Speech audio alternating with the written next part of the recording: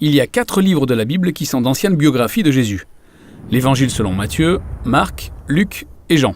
Si beaucoup de gens connaissent les récits sur Jésus et ses enseignements d'une manière plus ou moins éparse, ces livres ont bien plus à offrir lorsqu'on les lit comme un tout, du début à la fin, pour voir de quelle manière il relie l'histoire de Jésus à l'ensemble du récit biblique. Voyons donc comment lire l'Évangile. D'abord, que signifie ce terme « évangile » ? Eh bien, il signifie « bonne nouvelle ». Ce qui soulève la question, une bonne nouvelle à propos de quoi ? Eh bien, dans l'Évangile de Marc, Jésus entre en scène en annonçant que les temps sont accomplis. Le royaume de Dieu est proche, détournez-vous et croyez en la bonne nouvelle. Donc la bonne nouvelle, c'est l'avènement du royaume de Dieu, mais qu'est-ce que ça veut dire ? Eh bien, c'est ainsi que Jésus résume l'ensemble du récit biblique qui mène à lui-même. L'ensemble du récit. Ok, tu peux me le résumer ? Eh bien, au commencement du récit, Dieu crée un monde bon, puis il établit l'humanité comme ses représentants pour le gouverner. Mais ensuite, les hommes se rebellent encore et encore, ce qui conduit à un monde de violence et de mort. C'est un problème.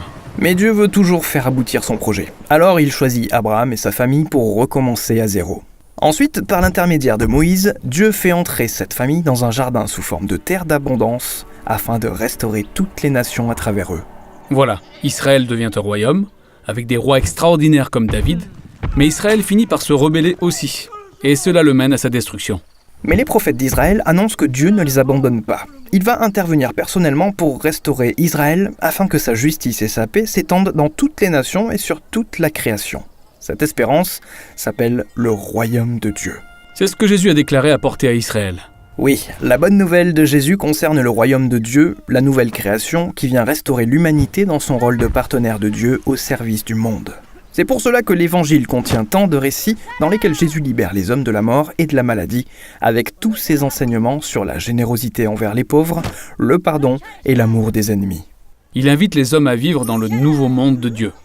Exactement. C'est un des objectifs principaux de l'Évangile, montrer comment Jésus conduit tout le récit biblique à son accomplissement. C'est pour cela qu'en racontant l'histoire de Jésus, les auteurs de l'Évangile rappellent constamment les écritures hébraïques. Oui, par exemple, lorsque Jésus naît à Bethléem, Matthieu nous rappelle que le prophète Michée l'avait déjà annoncé. Il cite directement Michée. Oui, ces citations directes sont vraiment courantes. Ce qui est encore plus courant, c'est que les auteurs des évangiles insèrent des citations bibliques dans leurs récits sans le dire, si bien que nous devons les découvrir par nous-mêmes. Par exemple, lors du baptême de Jésus, Dieu annonce du ciel « Tu es mon fils bien-aimé, en qui je mets toute mon affection ». En approfondissant, on découvrira que cette citation de Dieu est une fusion d'éléments de 3 textes bibliques afin d'identifier Jésus comme l'héritier du trône royal de David, le descendant d'Abraham et le serviteur qui souffrira pour les péchés de son peuple. Waouh, c'est subtil. Oui, les évangiles le font à chaque page. Chaque livre montre constamment comment tous les récits bibliques à propos d'Abraham, Moïse, David et les autres prophètes indiquent le Jésus à venir. Pourquoi donc y a-t-il 4 récits différents ? Un seul ne suffirait-il pas ? Eh bien, cette diversité est volontaire. Chacun des 4 auteurs des évangiles a façonné et agencé différemment son récit de la vie de Jésus afin de mettre l'accent sur des éléments différents. Matthieu présente Jésus comme plus grand que Moïse. C'est pourquoi il regroupe ses enseignements en 5 grands blocs comme les 5 livres de la Torah. Luc souligne comment Jésus est le serviteur royal de Dieu du livre d'Ésaïe qui apporte la lumière de Dieu aux nations.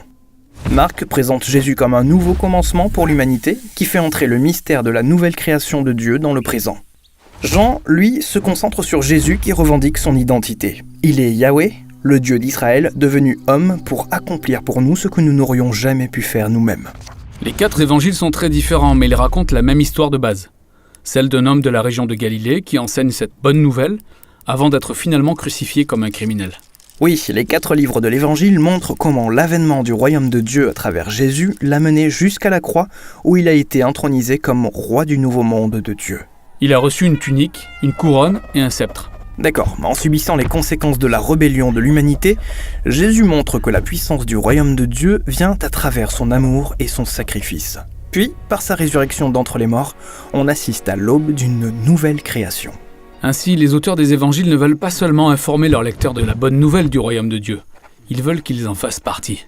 Oui, l'évangile est conçu pour nous persuader de faire confiance à Jésus et de le suivre, afin de faire partie de la nouvelle création qu'il a initiée.